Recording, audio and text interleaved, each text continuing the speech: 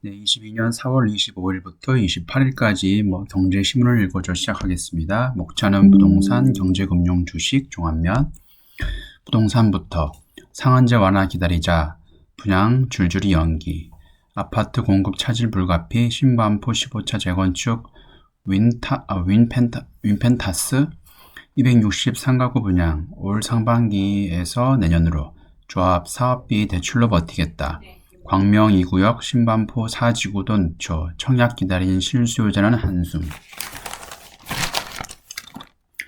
수도권 주요 재건축 단지들이 새 정부의 분양가 상한제 규제를 기다리며 일반 분양 시기를 잇따라 미루고 있다. 분양가 상한제가 완화될 경우 일반 분양가를 시세에 근접하게 받아 조합원의 부담을 줄일 수 있을 거라는 기대에서다. 일부 조합은 은행 대출을 받아서라도 버티겠다며 일반 분양을 최대한 늦추는 분위기다. 평당 분양가 7천만원 넘겨야 26일 정비업계에 따르면 서울 반포동 신반포 15차를 재건축한 레미안 원펜타스 이름도 어렵네. 올 하반기 일반 분양 계획을 전면 취소하고 시기를 내년으로 미뤘다. 최근 삼성물산 레미안 공식 홈페이지에서도 분양 시기를 내년으로 바꿔 공지됐다. 레미안 원펜타스는 641가구 중 263가구를 일반 분양할 계획이다.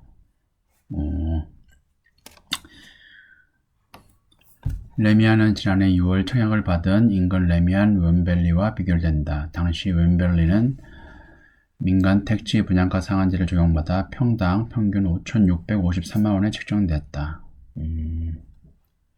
대출 받아서라도 버티자, 줄줄이 연기. 분양을 앞둔 다른 재건축 단지들도 분양을 줄줄이 늦추고 있다. 경기 광명 뉴타운 대장주로 꼽히는 베르몬트로 광명의 경우 지난해 평당 2천만원으로 책정된 분양가 통보 결정에 반발해 조합의 분양을 연기했다. 조합 관계자는 6월 지방선거 이후 정부 정책 변화를 봐야 할 것 같다며 올 상반기 분양은 불가능하다고 설명했다. 전문가들은 자금 여력이 있는 조합 입장에서 상한제 완화 여부를 지켜본 뒤 분양 일정을 잡을 수밖에 없을 것이라고 지적한다. 김재경 투미부동산 컨설팅 소장은 금융비용이 더 들더라도 버텨서 제도 변화 후 일반 분양을 통해 제값을 받는 게 훨씬 이익하게 하면 조합 입장에선 늦추는 게 합리적 선택이라며 이런 상황 때문에 올해 수도권 청약 물량이 크게 줄어들 수밖에 없다고 전망했다.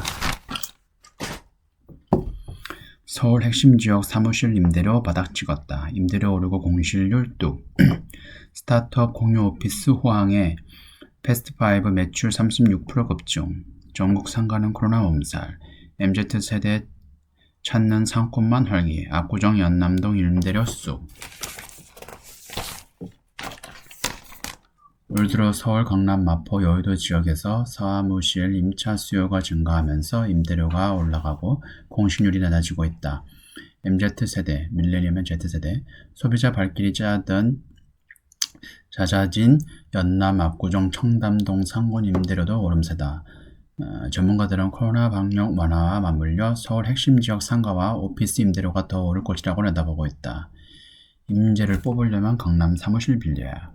27일 한국부동산원에 발표한 올 1분기 상업용 부동산 임대 동향 조사 결과 오피스 임대료는 메타제곱당 17,100원에서 17,300원으로 1.1% 올랐고 공실률은 10.9%에서 10.4%로 줄었다. 전국에서 가장 눈에 띄는 변화는 서울, 강남과 여의도, 마포 사무실 임대 시장이다. 임대 가격 지수로 보면 올 1분기 전국 100에서 전분기 대비 0.01% 올라 큰 차이는 없지만 같은 기간 서울은 100에서 100.1로 0.1% 상승했고 여의도 마포는 100.2로 0.2% 올랐다. 임대가격 지수는 임대료 변동을 파악하기 위해 개발한 지수로 조사를 처음 시작한 2020년 6월을 시100으로 본다. 같은 기간 강남의 공실률은 6.6%에서 5.6%로 줄었고 여의도 마포는 8.6%에서 5.9%로 감소했다.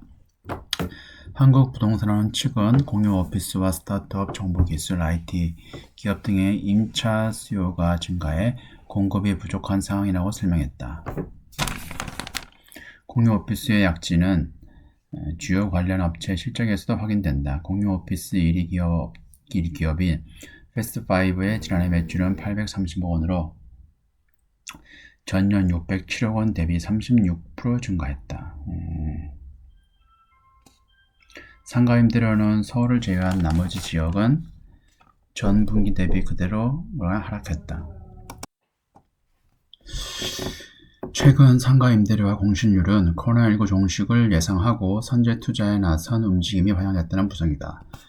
박대원 상가정보연구소 소장은 서울의 대표적 골목 상권인 연남, 성수, 청담동 등은 코로나19 대유행 시기에도 공실이 거의 없을 정도였다며 올해부터는 소비자가 쏟아져 나오고 있어 적어도 서울에서는 창업시장이 잘 돌아갈 수 있는 기반이 마련됐다고 분석했다. 두 번째, 경제금융 주식 박스피에 지쳐 물 건너갔더니 반토막 속줄.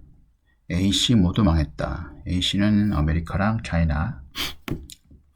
미중 매수 상위 종목 모두 급락. 상승 3배 추종 세미컨덕터 ETF 올 67% 하락. 엔비디아 36% 하락. 빅테크 언젠가는 올라 버티기. 중국 바닥론에 낙폭 과대주 샀지만 간폭 리튬 29%, 가이 44% 빠져.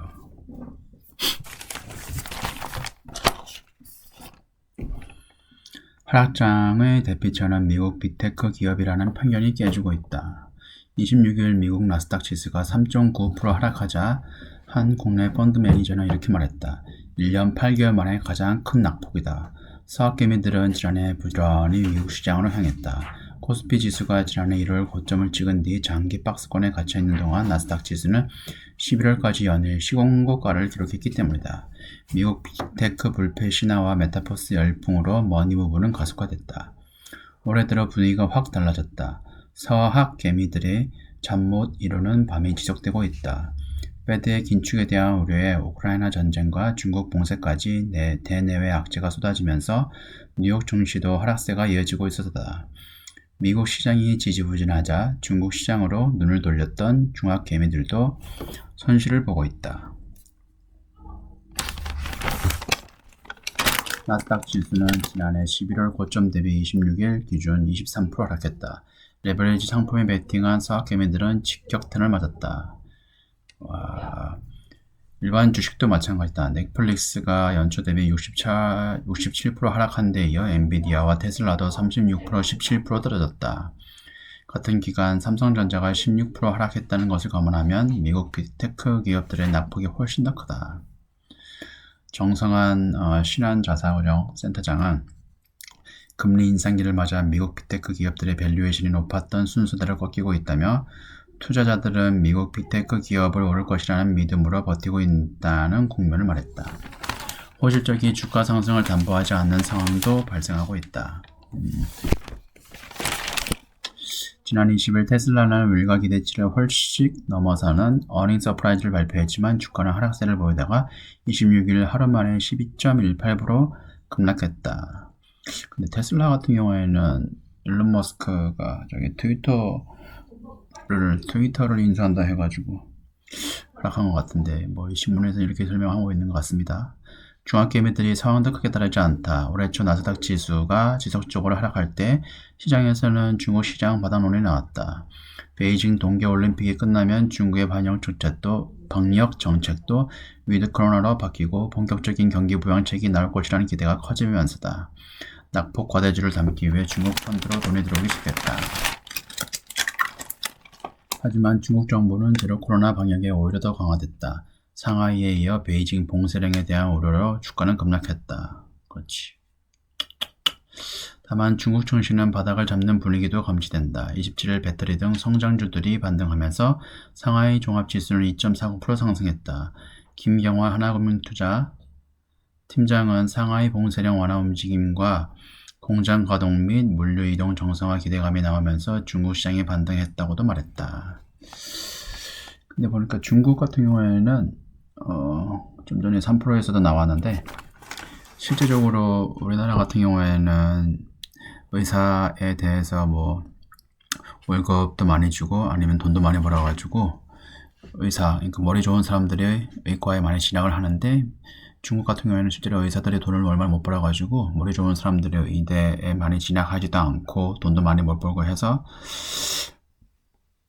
실질적으로 의료계가 그러니까 의료시설이 많이 낙후되어 있다고 합니다. 그래서 오히려 많이 계속 봉쇄를 시킬 것 같습니다. 언제까지인지 모르겠지만. 외국인 지분율 13년 만에 최저. 셀코리아 언제쯤 잦아들까? 코스피 외국인 비중 31.12%. 올 들어 10조 원 이상 순매도, 환율 실적 둔화 우려타. 금리 상승세 인플레 진정되면 외국인 증시로 기여한 가능성. 유가증권 시장에서 외국인이 차지하고 있는 비중이 2009년 9월 이후 최저치로 쪼그라들었다. 원달러 환율이 1240원대를 넘어서고 국내 기업이 실적 둔화 우려가 커지면서 외국인이 국내 주식을 대거 팔아치운 탓이다. 증권가에서는 환율 상승세가 잦아들고 기업 실적 전망치가 뒷받침될 때 외국인 매수세가 다시 유입될 것이라는 분석이 나온다. 26일 한국거래소에 따르면 이날 유가증권 시장 외국인 지분율은 31.12%를 기록했다. 2009년 9월 8일 이후 가장 낮다. 작년 초까지만 해도 외국인 지분율은 36에서 37%대로 움직였다. 계속 판다는 얘기네요. 외국인 자금 이탈의 근본적인 원인으로는 글로벌 공급난을 지적하는 의견도 있다. 글로벌 공급난, 인플레이션 심화, 미국 중앙은행 긴축 가속화, 달러 강세로 이어지고 있다는 분석이다. 김학균 신영증권 리서치 센터장은 환율은 결과적인 것이고 문제의 기저에는 공급난과 인플레이션이 있다면서 인플레이션이 완화되고 금리 상승세가 진정돼야 외국인이 국내 증시로 들어올 수 있을 것이라고 내다봤다. 오늘인가 어저께 KB증권의 김효진 연구위원은 당분간 달러 강세가 지속될 수 있다고 얘기를 했습니다. 환율이 내리지 않고 박스권을 형성하기만 해도 외국인 자금 수급에 긍정적으로 작용할 것이라는 분석도 나온다. 외국인 지분율이 역사적 저점을 기록했던 2009년 4월과 2016년 1월에도 원달러 환율이 횡보하는 동시에 국내 기업의 영업이익 추정치가 상향 조정되자 외국인 자금이 유입되기 시작했다. 증권가에서는 외국인 매도세가 잦아들 것이라는 전망이 조심스레 제기되고 있다. 김 센터장은 경제활동 재개로 공급난이 완화되면 인플레이션 기대 심리가 꺾이고 미국의 금리도 안정될 것이라면서 2분기 말에서 3분기 초쯤에 기술적 반등이 나올 것이라는 예상한다고 했다. 외환당국 구두 개입에도 장중 1250원 뚫어 1280원 갈 수도. 같은 내용 같네. 하루 새 10.8원 급등, 연고점 뚫은 원달러 환율, 달러 매수세 진정될 줄 몰라. 하루새 60원 가까이 올라. 이창용, 다른 나라에 비해선 원화, 절화 폭심한 편 아니야. 금융위기 후 1250원 넘은 건 두 번뿐. 미국 페드 공격적 금리 인상 예고, 중국 경제 둔화 우려도 되며. 외환당국의 구두 개입에도 달러 매수세가 진정되지 않고 있습니다. 원달러 환율이 연중 최고치를 경신한 25일 오후 시중은행의 한 외환 달러는 이렇게 말했다. 이날 오전 10시 30분께 원달러 환율이 1250원 선을 넘보는 수준까지 오르자 외환당국은 환율 움직임에 예의주시하고 있다고 구두 개입에 나섰다. 지난 3월 7일 1230원 선을 방어하기 위한 구두 개입에 이어 올 들어서만 두 번째다. 하지만 외환당국의 구두 개입이 무색하게 원달러 환율은 장 마감 직전 1250원엔 10전까지 치솟았다. 결국 1249원 90전으로 마감하면서 가까스로 1250원 선을 지켰다. 미국의 공격적인 금리 인상과 긴축 예고의 원화 약세에 대한 우려가 커지고 있다. 최근 한 달간 60원 가까이 올랐다. 지난 18일 1230원대를 돌파한 뒤 불과 일주일 사이에 1250원을 위협할 정도로 급등했다. 지금 시간이 4월 28일 오후 8시 10분인데 금리를 보니까 1274원이냐 1274원 53전 최고라고 하네. 네, 중국 경제에 대한 우려도 원화 약세를 부추겼다. 중국에서 코로나19가 재확산하면서 상하이에 이어 베이징도 봉쇄될 수 있다는 전망이 제기되면서다. 이에 따라 중국 경제 둔화 우려는 더 커졌다. 미국의 긴축 속도가 더 빨라질 것이라는 관측에 중국 경제에 대한 암울한 전망까지 더해지면서 원화 가치가 급락한 것이다. 특히 원달러 환율이 외환 당국과 시장에서 심리적 저항성을 여기는 1250원대를 위협하면서 우려가 커지고 있다. 금융위기 이후 원달러 환율이 1250원을 넘어섰던 것은 단 2차례 거쳤다. 이게 화요일이니까 벌써 올렸네요. 이 총재는 특정 환율을 목표로 금리 인상 여부를 결정하지 않는다고 밝혔다. 이어 당연히 앞으로 미국 금리가 더 올라가면 절하 압력을 받을 가능성이 크다면서도 개인적으로는 환율을 정책 변수로 생각하지 않는다고 말했다. 그러면서 급격하게 쏠림 현상이 있거나 변화가 있을 때 조정하는 역할을 할 수 있어도 환율을 타깃으로 금리를 결정하는 것은 바람직하지 않는 정책이라고 생각한다고 덧붙였다. 네, 이번 주는 여기까지고요. 지금까지 시청해주셔서 감사합니다.